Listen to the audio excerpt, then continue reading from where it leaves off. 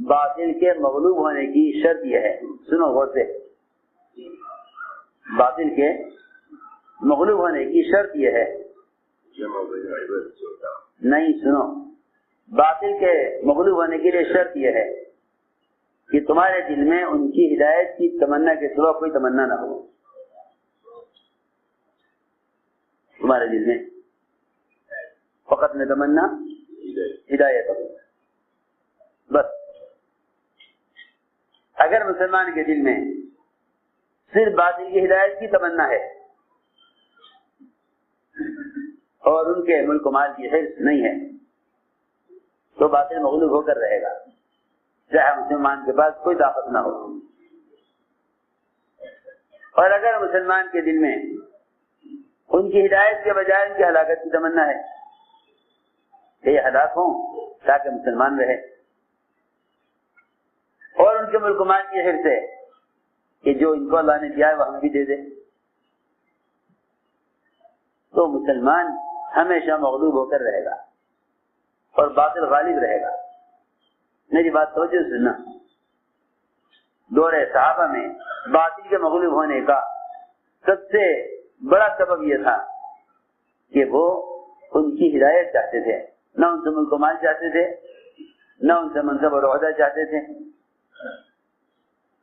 نہ ان سے کوئی منصب اور عہدہ چاہتے تھے، نہ ان سے کوئی منصب کوئی عہدہ چاہتے تھے، بلکہ ان کی ہدایت چاہتے تھے۔ سنو، بہت اہم بات ہے،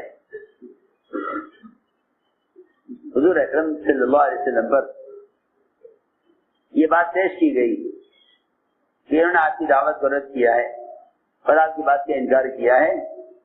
اللہ نے مجھے بھیجا ہے، جبریل نے کہا کہ اللہ نے مجھے بھیجا ہے پہاڑوں کے فرشتے کو ساتھ کر کے کہ یہ دو پہاڑ جبل احمد ابو قبیس، ان دونوں کو آپس میں ملا کر سارے کفار کو کچل کر ختم کر دیا جائے جنہوں نے آپ کی بات کا انکار کیا ہے۔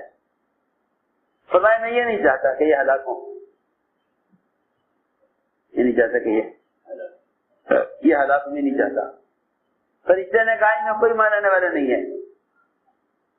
آپ نے فرمایا اگر یہ بات اللہ کے یہاں سے مقدر ہو چکی کہ ایمان نہیں لائیں گے، پھر بھی میں نہیں چاہتا کہ ان کو ہلاک کیا جائے۔ کیوں؟ ہم تو اس کوشش میں ہوتے ہیں کہ اے اللہ، جو کفار اسلام کے راستے میں رکاوٹ بنے ہوئے ہیں انہیں ہٹا دے راستے سے، اور حضور اکرم صلی اللہ علیہ وسلم سجانے والوں کو، روکنے والوں کو اور رکاوٹ بننے والوں کو اللہ کی طرف سے ان کی ہلاکت کی بات آئی، لیکن آپ نے اس کو قبول نہیں فرمایا ہے کہ نہیں؟ میں ہلاکت نہیں چاہتا۔ فرشتے نے کہا مقدر ہو چکا اللہ کی طرف سے کہ ایمان نہیں لائیں گے۔ فرمایا اگر یہ بات طے ہو چکی ہے کہ ایمان نہیں لائیں گے، پھر بھی میں نہیں چاہتا کہ ان کو ہلاک کیا جائے، پھر بھی میں نہیں چاہتا ان کو ہلاک کیا جائے۔ کیوں؟ کہ اگر یہ ہلاک کر دیے گئے تو ان کے بیچ میں جو اولادیں چھپی ہوئی ہیں وہ بھی ہلاک ہو جائیں گی۔ میں انتظار کروں گا، ان کی پیٹھ سے اولادیں پیدا ہوں گی اور پھر میں ان کی اولاد کو دعوت دوں گا، وہی مان ڈالیں گے۔ ستانے والوں کو باقی رکھنا چاہتے ہیں ان کی اولادوں کو دعوت دینے کے لیے۔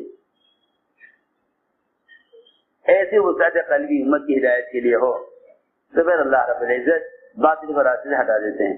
میں نے ایک بات عرض کی تھی کہ اس زمانے میں مسلمان اس لیے مغلوب ہے باطل کے سامنے اور اس لیے مرعوب ہے باطل سے کہ ایک تو ان کی ہلاکت کی تمنا، دوسرے ان کے ملک و مال کی حرص،